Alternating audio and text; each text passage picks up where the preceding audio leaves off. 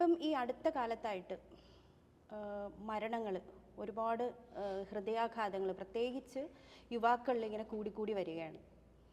എന്ത് കാരണം കൊണ്ടായിരിക്കും? ഇപ്പോൾ പ്രത്യേകിച്ച് പ്രവാസികളുടെ ഇടയിൽ അത് കൂടുതലാണ്, ഒരുപാട് കൂടുതലാണ്. അപ്പോൾ എന്താണ് ഇതിനെ ചെറുത്ത് നിൽക്കാൻ നമ്മൾ ചെയ്യേണ്ടത് പറഞ്ഞാൽ മെയിനായിട്ട് ഒരു വർക്കൗട്ട് ഈ ഒരു ഫീൽഡിലേക്ക് വരും. കാരണം എന്താ വെച്ചാൽ ഇവർ ഹൈ പ്രഷർ, വർക്ക് പ്രഷർ കാര്യങ്ങളൊക്കെ ആയിട്ട് റൂമിലിരിക്കുക, ആ ഒരു പല തിങ്കിങ് അവർക്ക് വരും. അപ്പം അങ്ങനെ ടെൻഷനും പിന്നെ അതുപോലെ ഫുഡ് കൺട്രോൾ ഇല്ലാതെ ഫുള്ള് ജങ്ക് ഫുഡ് അല്ലേ ഇപ്പൊ റൂമിലൊക്കെ വെച്ചുണ്ടാക്കി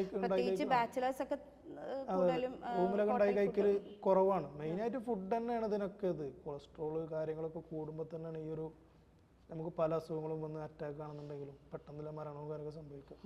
ഫുള്ള് ഇപ്പോഴത്തെ ആൾക്കാർക്ക് അധികം ഇരുന്നിട്ടുള്ള വർക്കല്ലേ, വേറെ അടക്കമൊന്നുമില്ല. അവർ ഇരിക്കുക, നേരെ വണ്ടിയിൽ ഇരിക്കുക, നേരെ റൂമിൽ പോവുക, അങ്ങനത്തെ കാര്യങ്ങളാണ്. ഈ ഒരു ഇതാണ് നമുക്ക് ഇതാക്കാമല്ലോ.